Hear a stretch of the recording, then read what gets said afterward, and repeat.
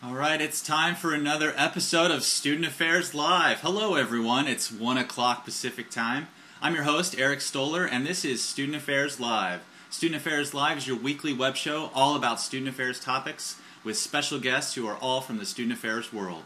We've got a great show today, and I'm really excited to share a lot of things with you. Just been talking about the show all week long, so it's going to be an awesome time. Really quickly, I want to point out that you can follow the action online at higheredlive.com. That is our website. Student Affairs Live is part of the Higher Ed Live network. And in terms of the conversation today, please follow Higher Ed Live on Twitter, as well as using the SA Live hashtag. We'll be using that to follow the conversation. You can ask me questions, and you can ask my guest questions as well. Student Affairs Live is sponsored by Integral, the creators of the Schools app on Facebook. Be sure to check out their webinar series about how they can help you leverage Facebook to increase yield and retention. And that happens this Friday at 2 o'clock Eastern Time. And we'll be sending out a tweet with that link here in just a few seconds. So folks, this is going to be an awesome show. The topic today is Student Affairs in Technology and Graduate Programs. And it's a topic that's near and dear to my heart, and I know that our guest is going to be awesome. Today's guest is Leslie Dare. She sort of describes herself as the resident head geek in her department. She works at NC State University as the Director of Student Affairs and Technology Services. So everyone, if you could just welcome Leslie. Hello, Leslie. How are you doing today? Hey, great to be here. Awesome. I see you're rocking the NC State colors.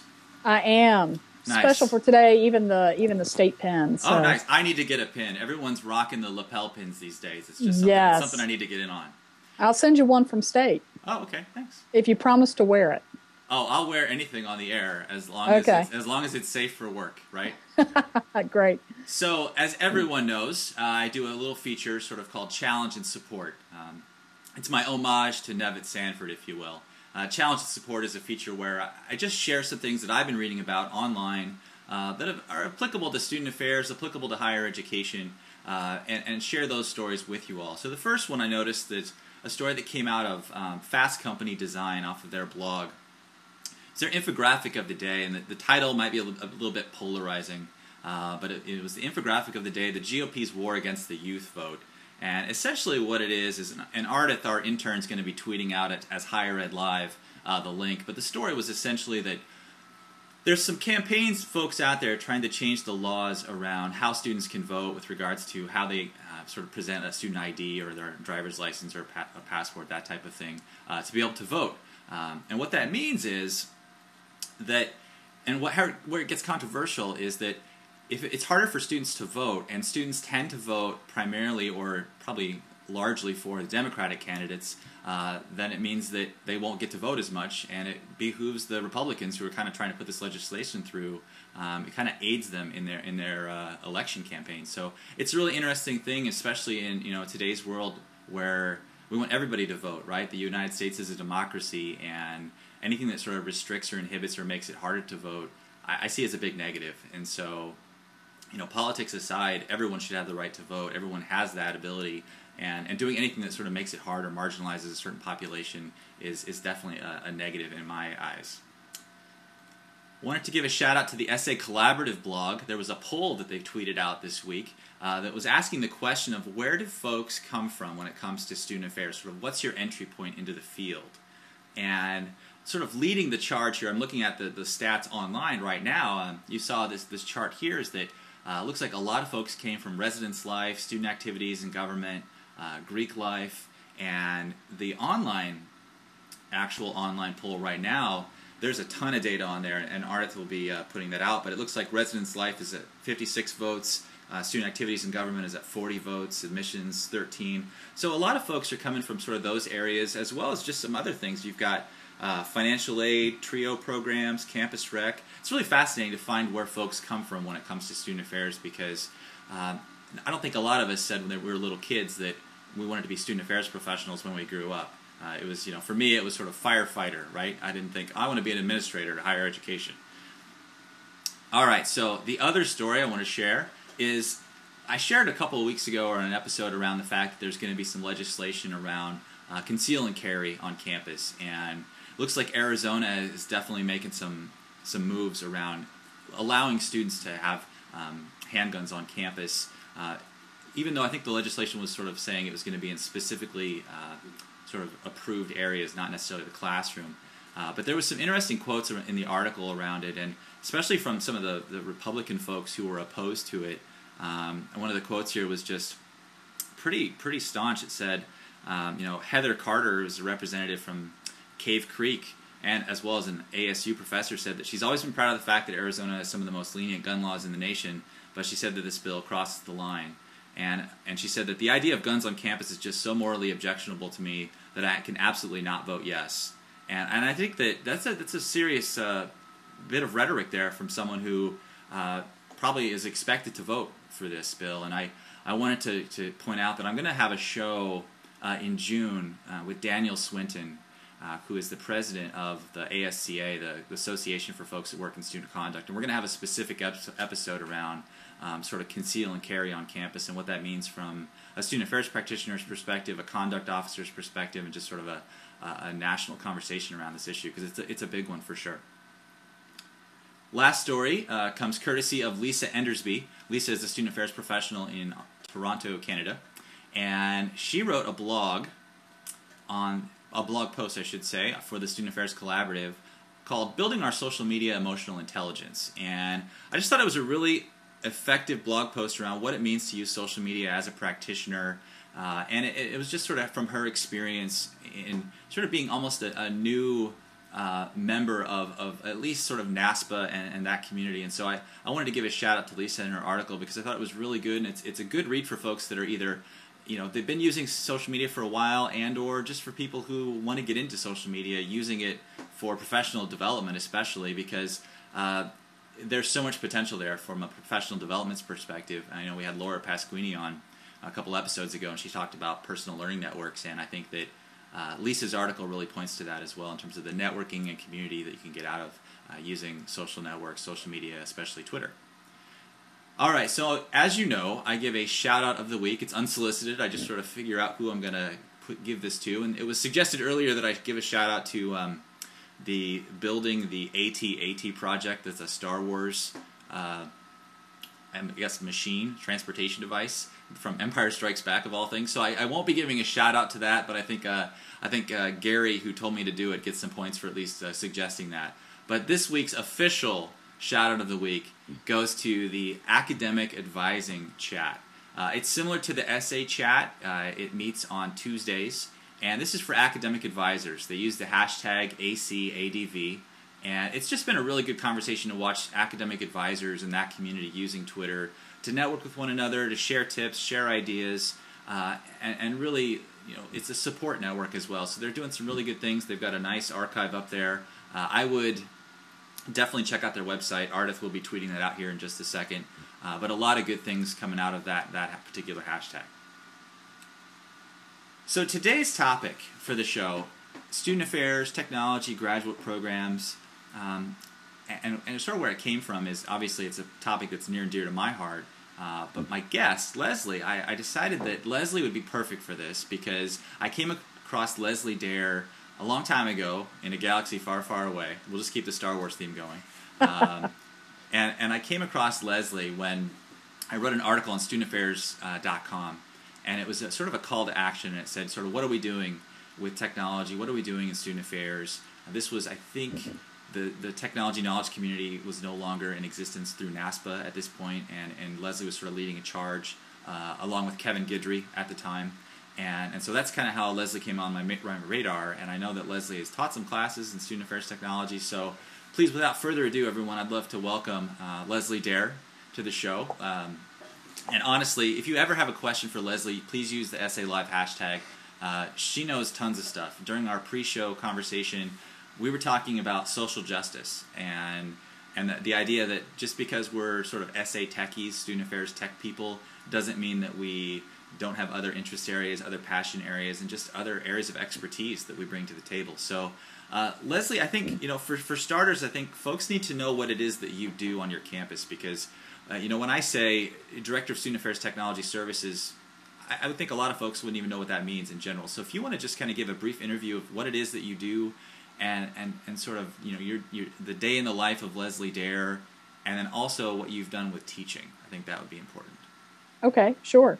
Well, first, let me say it is great to be on the show. It's a real honor.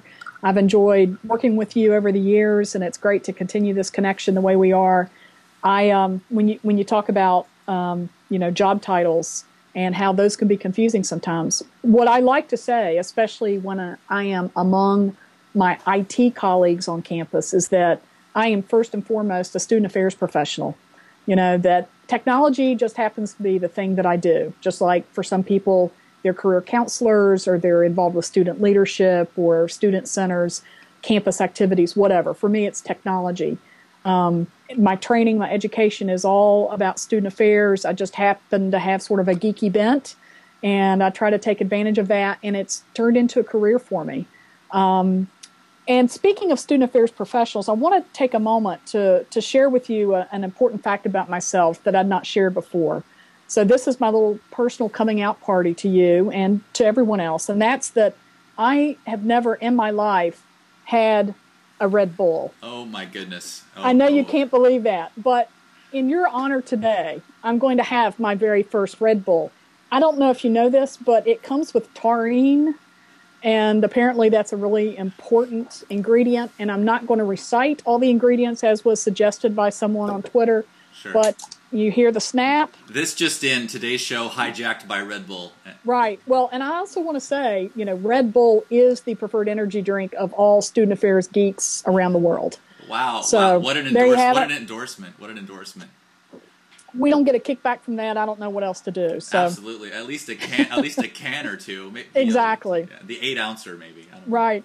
Well, and so to answer your earlier question in terms of describing what it is that I do, it's interesting that I was originally hired to serve as the distance education coordinator for student affairs. This was in about 2000. There were some new distance education monies that were available, and student affairs, without asking for it, was just allotted a little lump sum of money towards distance education.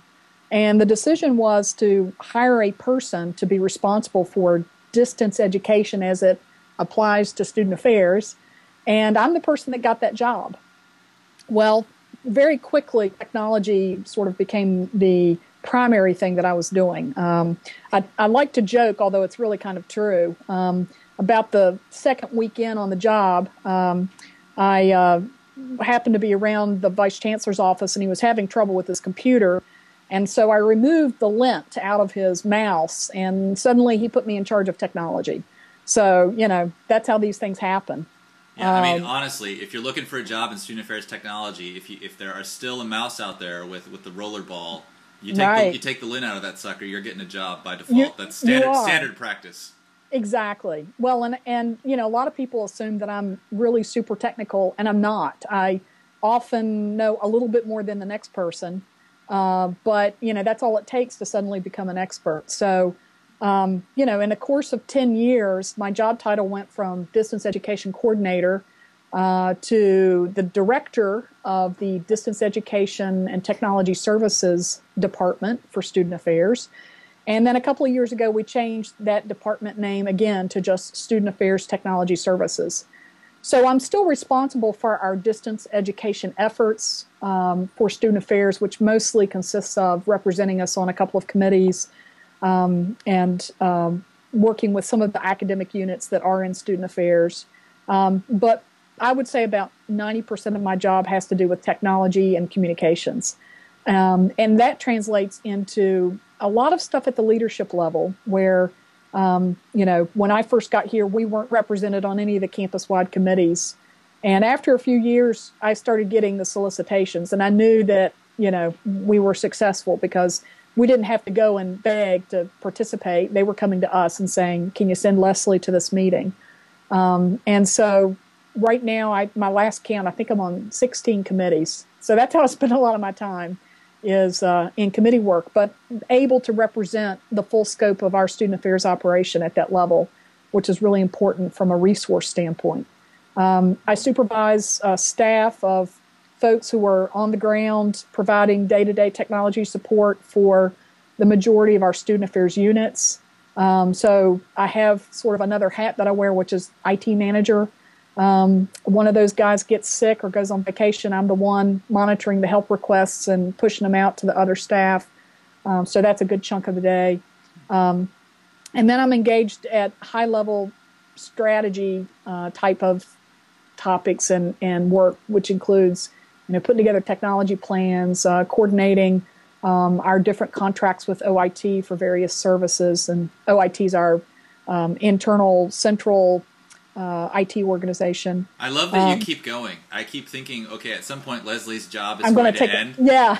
But your hat rack, it overfloweth. It does. It does. With jobs. Well, and then in addition to all of that, I still have technology tasks, I guess is a way to put it, that I'm still responsible for day to day.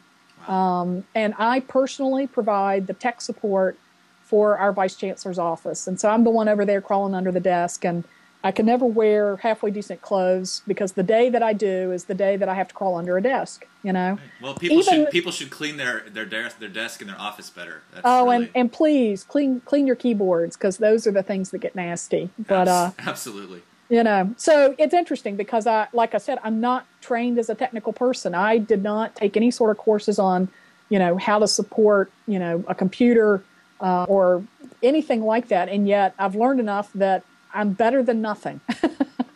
And so, I'll take that. That's all right. Well, in your position, I haven't seen many schools out there that have your type of position at the level that your position is. And I think that, do you have peers out there that you know of, the colleagues that are at the same level? I do. As a matter of fact, we recently had that discussion on Twitter a couple of months ago, and I was inspired by a Google Doc, a spreadsheet that someone at SA Chat put together that was a collection of student affairs websites, something like that.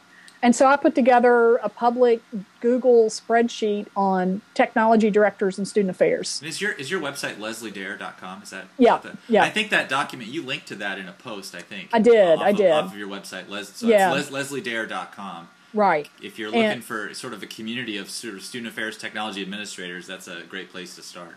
Yeah. And so there were about 28 or 30 different individuals who identified themselves as being primarily in charge of technology for their main organization. So, 5 years ago, there were not that many of us.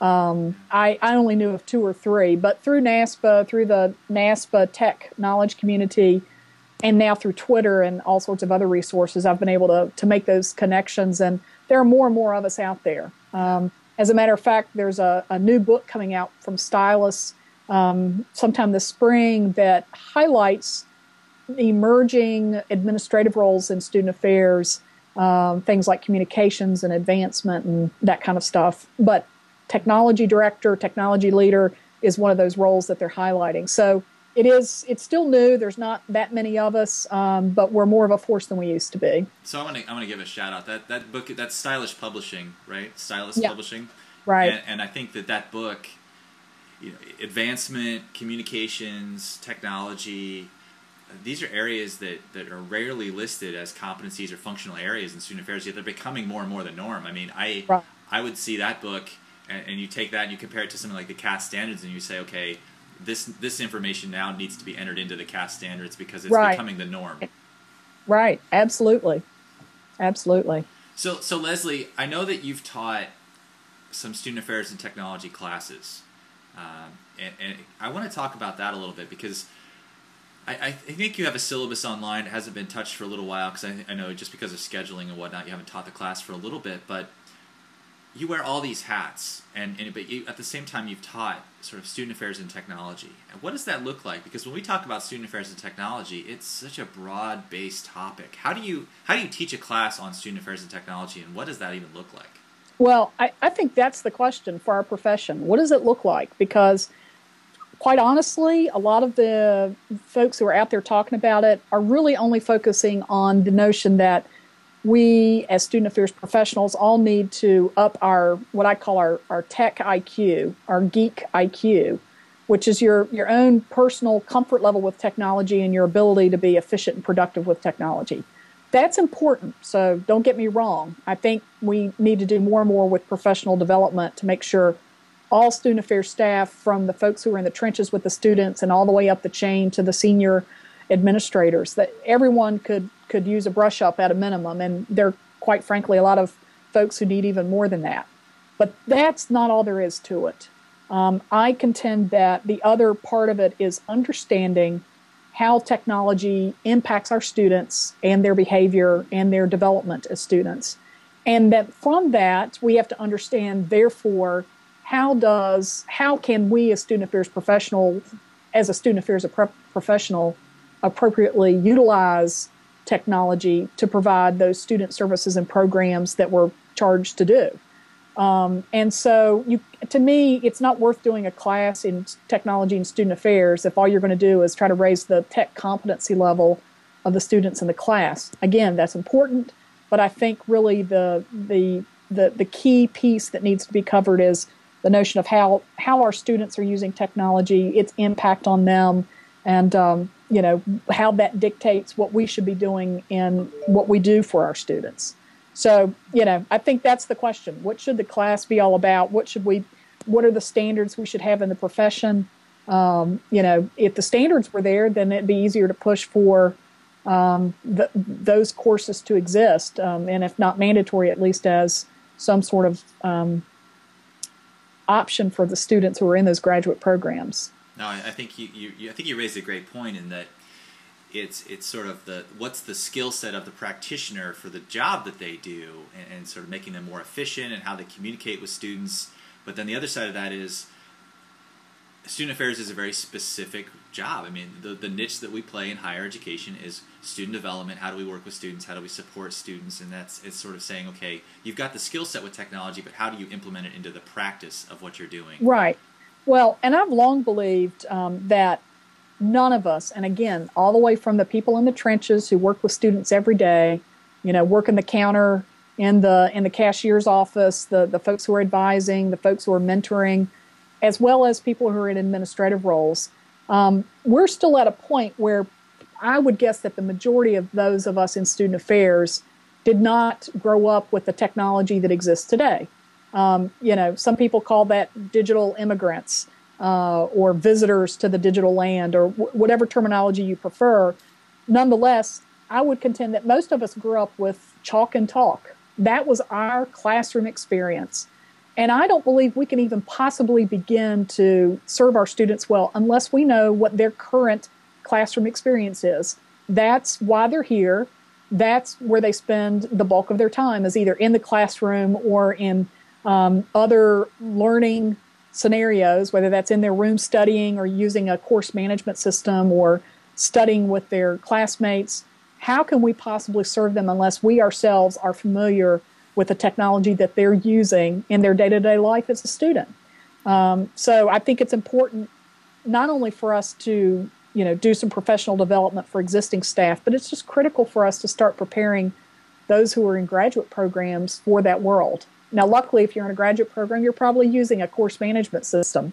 But guess what? What I've learned anecdotally, at least, is that there's still plenty of student affairs faculty out there who don't know how to use that technology. And, so they're not getting it fully, at least in some situations. So, to me, it's a gap that we need to fill. Well, and your role is unique, too, in that you are sort of IT for student affairs, and you're a student affairs practitioner. I think that, on many campuses, in an article I wrote sort of as a follow-up to yours on studentaffairs.com was, you've got this separation of IT and student affairs, right? We're not seen as sort of one and the same or working together. And sort of IT in the past is they fix something for you, they create something for you, and they don't tell you how it works, they don't show you how it works, and you never learn anything, you just hit the buttons, right? Right. And I think that that's an issue that it's almost an ideological shift that could be sort of inserted into that curriculum, that grad program class, that guess what? IT is us. We're IT, because without it, we can't do what we need to do. And it's 2011. Yes, we don't have, we don't have rocket-powered cars yet, but we'll get there eventually. Right. Well, and, with all these reorganizations or realignments or restructurings of institutions that are having a big impact on student affairs, it's clear that there may be an impact that has a connection to how technology services are provided. And that concerns me as well, because to me, a really ideal candidate for someone who's going to be providing technology services is someone who really comes from a student affairs background, who then also happens to be technical. Because certainly a more generic IT person can learn about, campus recreation and what it is that they do. But I think it does take that training and background to understand that campus rec is not just about hosting intramural games for students. It's about developing leaders and understanding how their service and program contributes to the overall development of that student. I think there are places, and even the most technical stuff we do, that our practice of being a student affairs professional can come through, even with technical support. And so I worry with all these realignments and reorganizations that one result is that there's, merging and getting rid of localized staff and moving to a central higher ed institutional model for support, and you sort of lose that personal touch of the folks that really know what we're all about.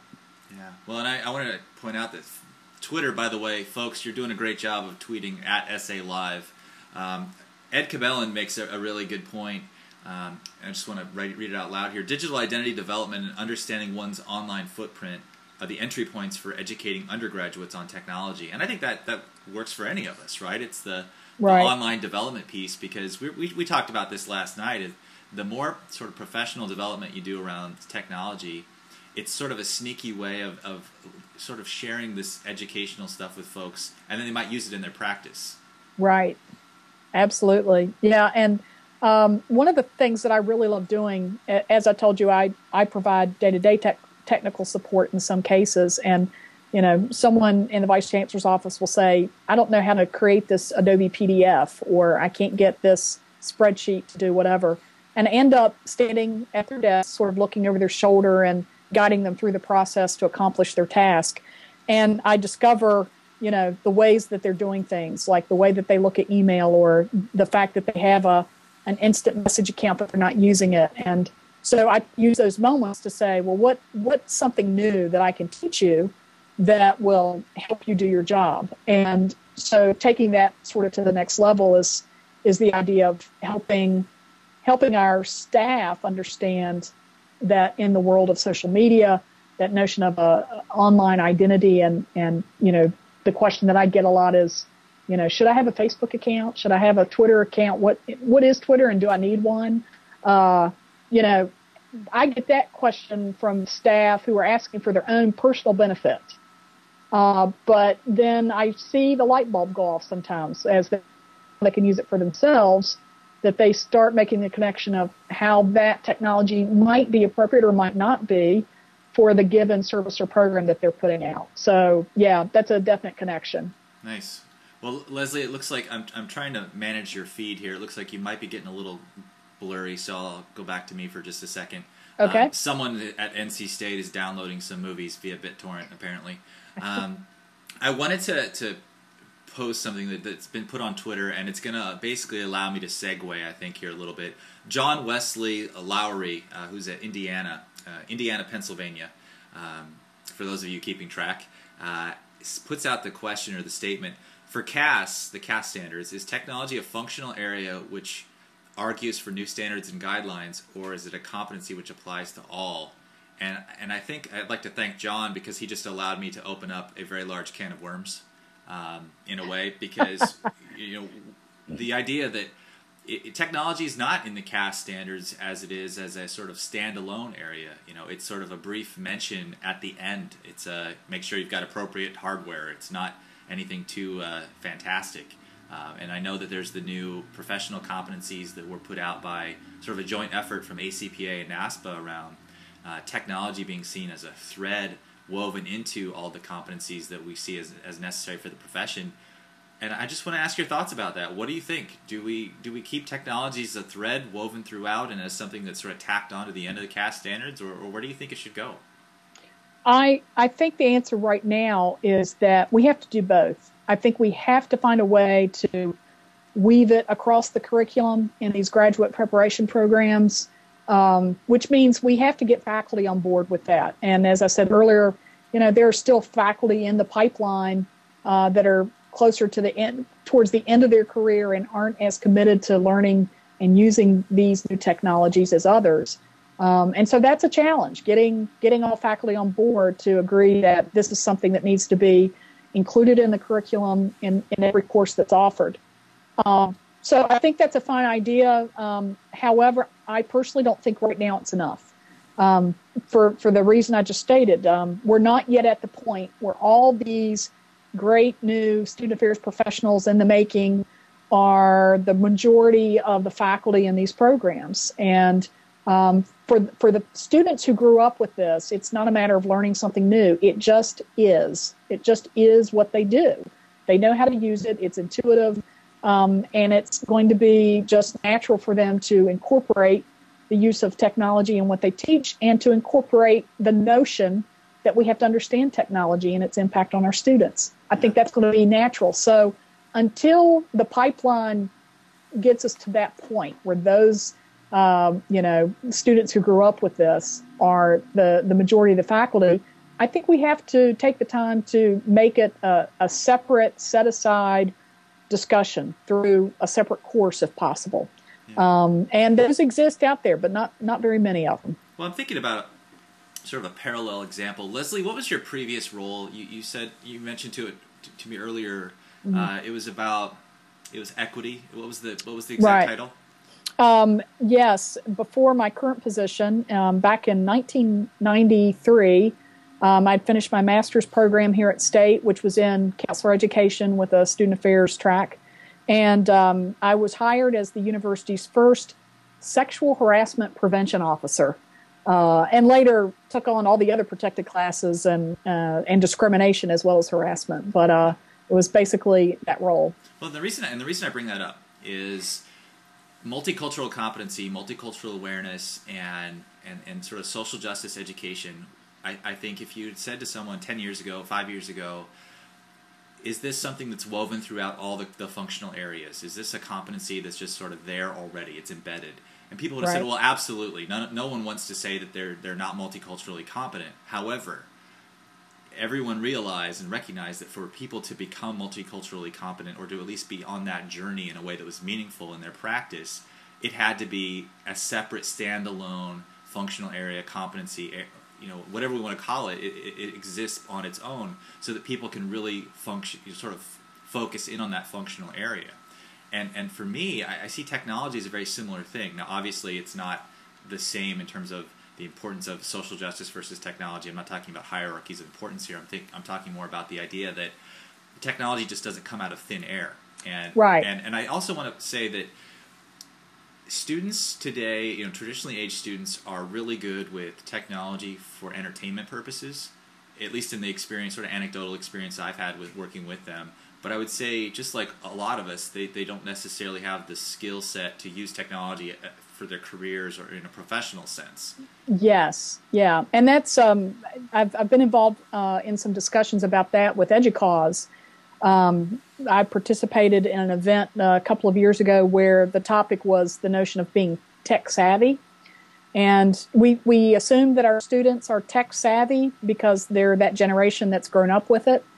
And while they might be competent in knowing how to, upload photos from any given mobile device, that doesn't necessarily mean that they're tech savvy about making good decisions about what photos to upload.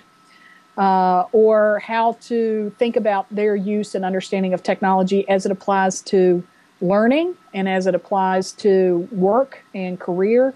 And I think that's an area where we as student affairs professionals can do a lot. Absolutely, absolutely. Well, I'm thinking about the fact that I have a really nice global chef's knife, but guess what? I'm not going to be using it professionally. Right. I have access to the tool, but I might not necessarily be able to use it the same way that someone who's an expert at it could. So yeah, let me just say I'm glad we're doing this, online, because that knife comment really worries me a little bit. Right. Well, the other thing was that, I tried to do this with my brand new Commodore 64 that I'm going to be getting, but I don't think it'll work unless I can install Mac OS 10 on it. Right. I think I have some sort of wager with folks. If I can insert Commodore 64 into every show, I'll get a gold watch at the end of the run. I don't know. All right. That's embedding it throughout the curriculum. I like that. Right, exactly. It's pedagogically sound. Right. So I'm just going to check in with Twitter here. I think that, Kristen, let me see here. Everyone uses their nicknames on Twitter, so I have to open up their accounts here. But Kristen Abel put out the comment I thought was really good, is that students are really good or very good with user-friendly technology. That just because there's awesome technology out there, the millennial folks aren't necessarily using it. And by the way, Leslie, I love that you're drinking Red Bull on the air. That's something I haven't even done yet. So wow, you're setting the bar for standards. Me. Yeah, I know. I don't know what I'm going to do next time. So as far as guests go, you're the only guest I've ever had on the show. And we do, just so everyone sort of knows the behind the scenes, we do a Google Doc pre-show thing where we kind of outline what we're going to talk about and the things I'm going to share on the show, that kind of thing. Leslie's the only guest that I've ever known to essentially write a research paper on the Google Doc. She has more data in there, survey data, research, people to quote. I want to make sure we cover some of the material that you put in there okay. because you put a lot of work in there, and I want to make sure you get your letter grade. I mean, right now you're sitting at a solid B+ easily. That's all? I mean, no points for... Well, you're working on it. Okay. So what else is there? People have asked me on Twitter, how do you get faculty motivated? How do you get them thinking about technology as important? Because it's that culture, right, that we've been brought up in as professionals, that it's there, it's important, but it's not what we do. Right. Well, data. Data is key. Data rules. There have been a couple of studies, and I'm sorry to say I don't have this particular information in the Google Doc, so I'm recalling it from memory best I can. But one institution at an EDUCAUSE event I attended presented on some data they collected about students' perceptions and needs on the use of technology in the classroom. And overwhelmingly, the students were saying that faculty don't use technology enough and that they prefer that all faculty take it up a notch.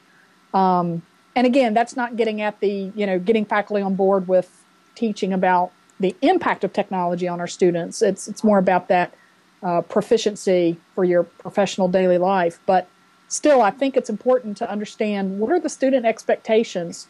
Is there data that shows us that students absolutely learn better in certain environments versus others with regard to technology?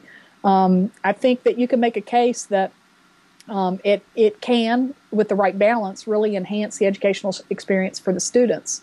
So if for no other reason than as a you said pedagogically sound, the use of technology to me is a critical thing for those academic departments to discuss and decide that they're going to take full advantage of.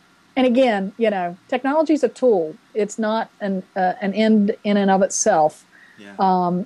Although I admit I get caught up in that myself sometimes because, the iPad 2 is just too cool to, not have. Well, that just came off without damaging it. It did. It's magnetic. Magnetic, yeah. But it'll erase your credit card, but it's awesome. That's right. And that actually could be a good thing. So, yeah, I mean, it's convincing faculty that there is an advantage in using technology. And I think from there, faculty will see and start understanding that other piece, the impact on student behavior, is worth exploring and integrating in the curriculum as well. Well, I think it's important to discuss both sides of the coin, right? I think we could talk for hours around how student affairs practitioners can utilize various technologies to enhance student experience, student development. What doesn't happen a lot of times, and I think it's also part of just grad curriculums all over the place, is that people don't talk about the business side of what we do, and yes. the aspect of finances. I've been involved in various projects with schools where a technology vendor comes in and they say a bunch of jargon-loaded phrases, and people will say, okay, that's it, that's awesome, I want to buy that right now. But there's no way to evaluate the efficacy of the product because there isn't someone who's necessarily an expert at the table. And again, also these questions around the content management or the course management systems that are happening on campus, the academic advising systems, the student conduct, student involvement, leadership systems. I mean, a lot of times we're not even at the table for these technology discussions. Yes. Oh, So you just laid the soapbox out there for me, didn't you? You're welcome.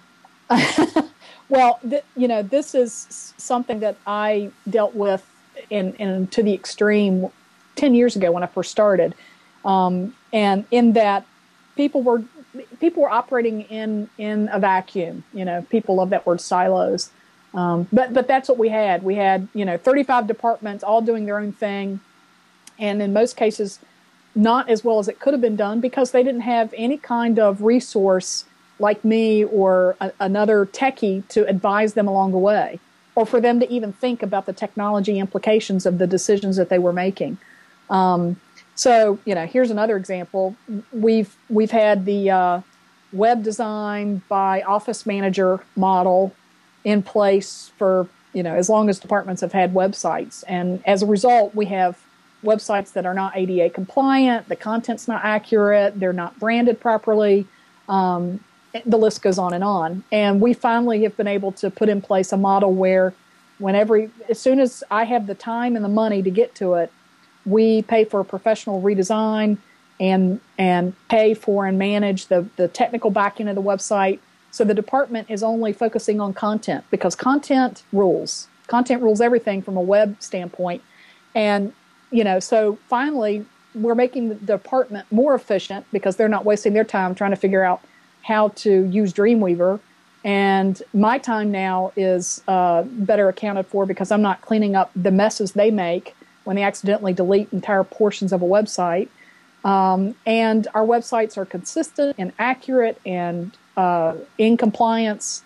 And, so this new model makes us more efficient. And whether it's web design, whether it's contracting for hosted services, for, virtual servers, or contracting with a third-party vendor for a special application for student government voting was one that I've got going right now. The fact that we're now included in the conversation means that they're getting better service from all sides, and I can better represent their needs when I'm sitting in meetings on campus with others when there's a discussion about resources or efficiency or whatever else. Yeah. So, Well, I'm just reading Twitter again, and there's some interesting comments. Jordan Toy says, I think the most difficult part of information technology is that those decisions are made university-wide and student affairs pros aren't involved. Right. I would hazard to say that most student affairs professionals don't even think about being involved. It's not something that comes across their thought process of, we should be at this table, we should be there while the decision is made. Yeah. When I started in the position I'm in 10 years ago, I just stumbled across a couple of committees and happened to have a couple colleagues who worked in the central tech unit on campus, and through them just sort of, as I said, stumbled upon some opportunities for us to participate. Once that happened, the light bulb went off, and I went in search of and identified every place where we needed to have a seat at the table, and then told my vice chancellor, hey, we need to be at the table. Please make the request of your colleague that we be included. And we went through that process, and one by one, eventually I was able to get on these various committees. It's been controversial because we have a couple of committees that are very powerful and control enormous amounts of money, and they did not allow me to be a voting member. And, that has been an ongoing struggle. But, it's a matter of being deliberate. That's one of my mantras when I'm out there talking about technology and student affairs is you have to be deliberate and not just let everything happen by accident or by default. If you are deliberate, then you're being more efficient and you're going to get things done better. Yeah, absolutely. And I wanted to point out, too, there was another comment on Twitter about, you said that there are ADA requirements around websites. And it was just noted that someone didn't know that, which is probably the majority of folks don't know that. And so I won't mention who tweeted it out there because you're not alone. There's a lot of people in student affairs that will never get this, and they will also never get this from their, there's a lot of courses around multicultural competency. And web accessibility, if it's not part of that class, it should be. And, absolutely. And Ardith, if you can find it on higheredlive.com, I did a show with Seth Odell, the host of Higher Ed Live, on accessibility and the web and higher ed. So that's an area that people need.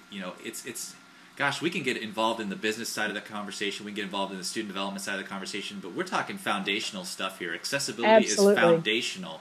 It is. It is. And, you know, a department head should not have to even know the ins and outs of web accessibility. If you've got a solid student affairs division, you've got someone thinking about that for you. And that's what my job is. I bring that topic to the table and they don't even, you know, it's like you don't know what you don't know. That's okay if you've got someone like me in a position to help fill the gap and make sure people have what they need. It's my job to worry about those things.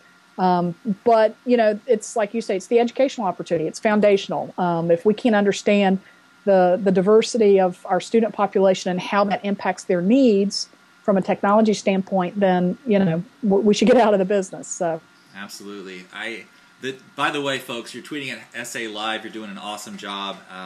Mitchell Friedman puts out there that we may be administrators, but above all, we're educators, and technology will never change that. Yes. But I was at EDUCAUSE last year, and EDUCAUSE is deemed as the Higher Education Technology Association. However, who was there? Who was presenting? What were the vendors sort of focused around? It was academic affairs. Yes. And academic affairs, we all know, is all about teaching and learning, right? Right. And yet, at the same time, this conference was essentially all about academic affairs and technology, not about student affairs. So what does that say for us as a profession and what we need to do? Absolutely. As Kevin Guidry and I were sort of stepping away from our leadership role with the NASPA Technology Knowledge Community, one of the things that I put on the table for discussion was that NASPA and the technology community in particular need to establish a formal relationship with EDUCAUSE. We are not listed as a partner institution with EDUCAUSE, and we absolutely should be. And it goes the other way, too. I'll tell you a quick story. We have this central IT organization on our campus that provides lots of centralized services. And one of the folks that works over there, his name is Stan North Martin, and he has been working with them for about 10 years. But he came from a student affairs background and just happened to migrate over to that world.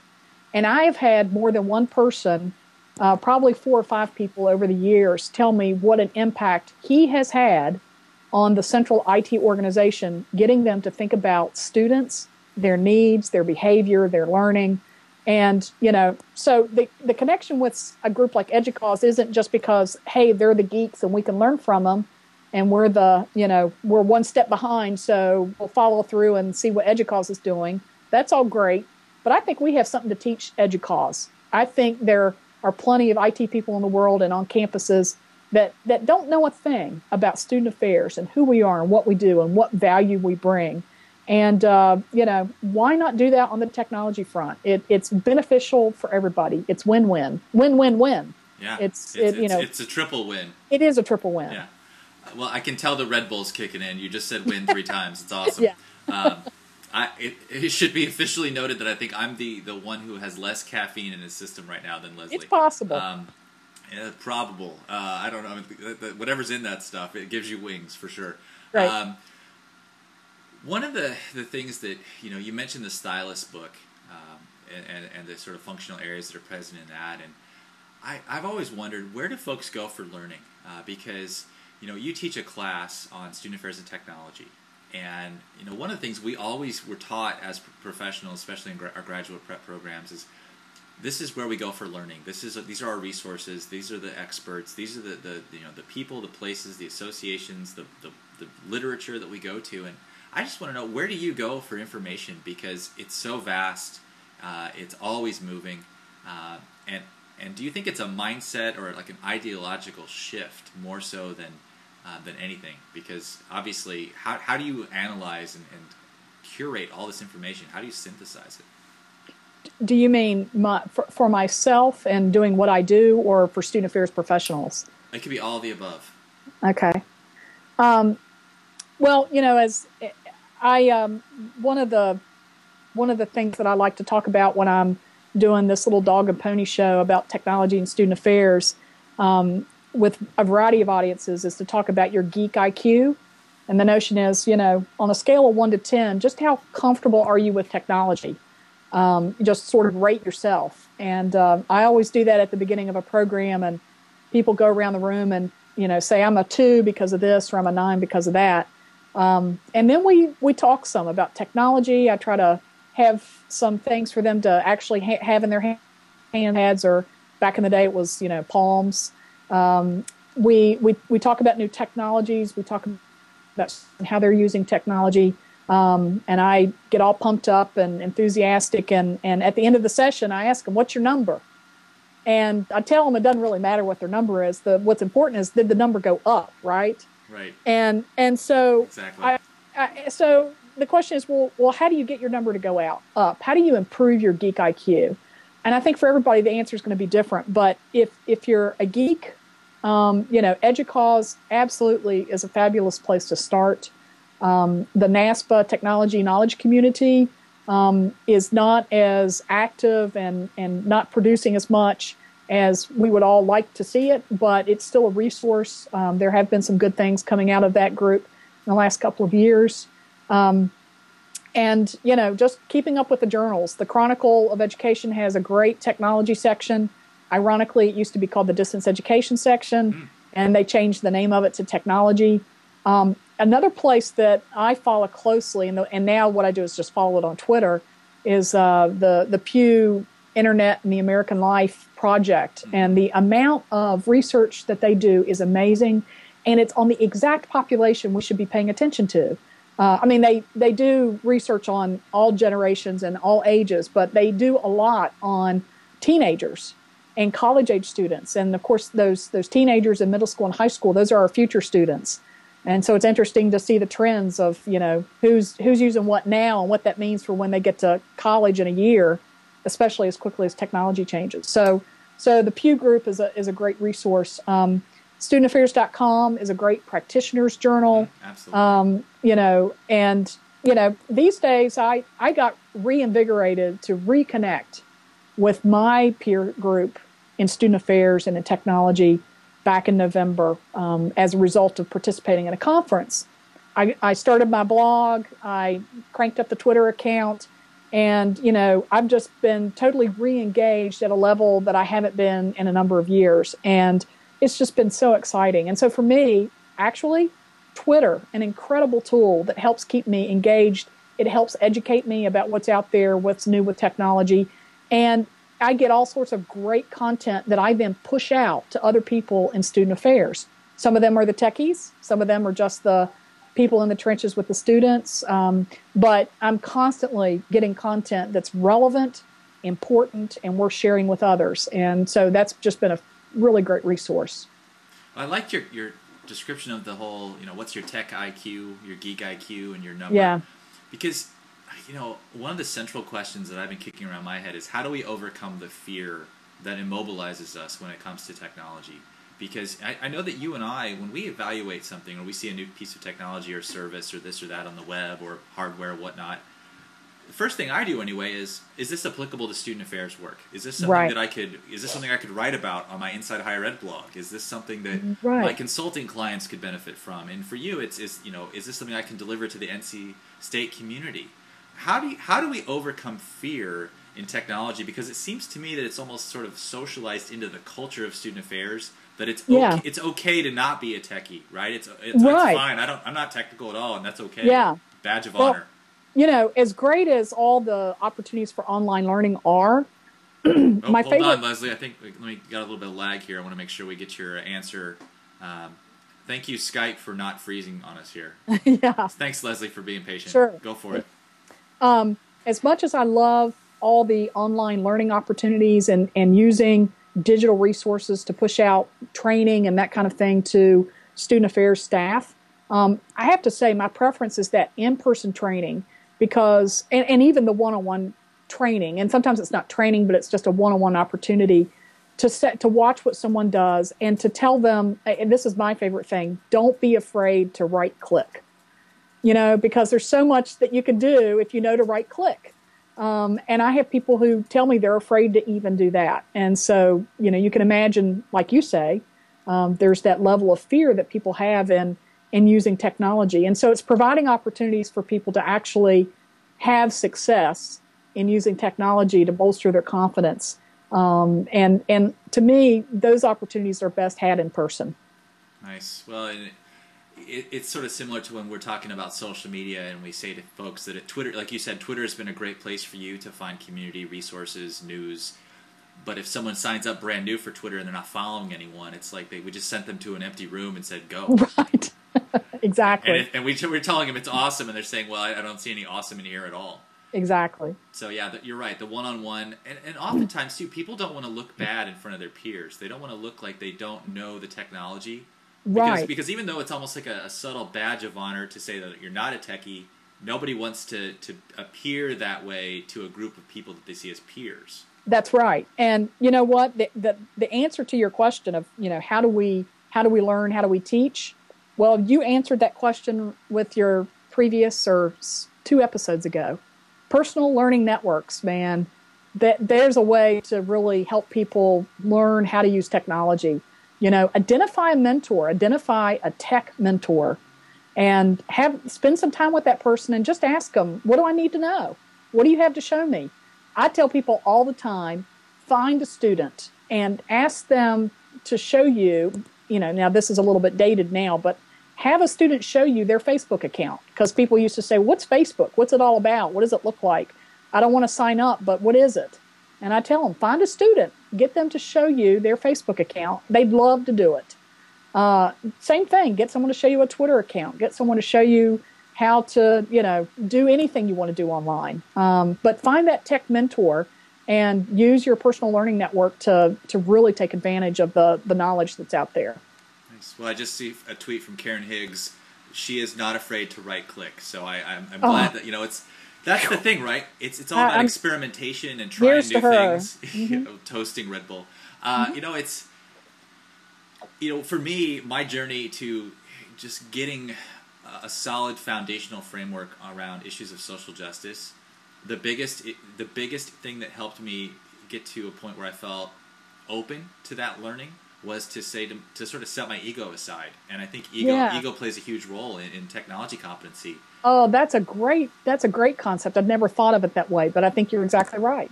I mean, it's just, how do you let go of that?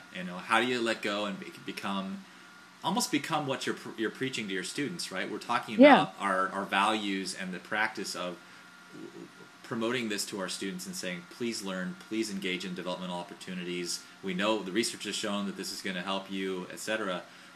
Well, we need to do the same thing for ourselves. It's turn the mirror onto ourselves and see what we're doing with technology, because the analogy there is don't be afraid to learn, because that's what we're telling our students to do. Learn all the time.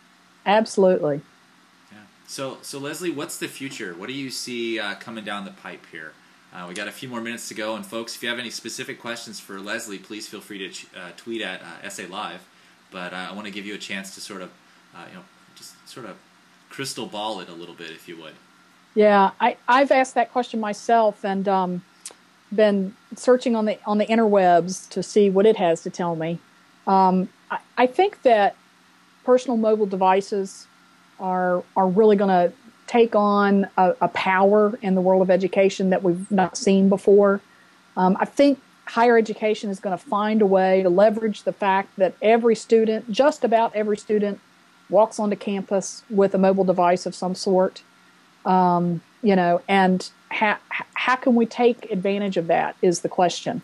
And understanding what the impact of that is on our student. I got to believe that today's students' brains are wired differently than mine. I'm 47 years old, and this stuff is all new to me. It's always all new, and I'm always learning, but it doesn't come naturally to me because I didn't grow up with it.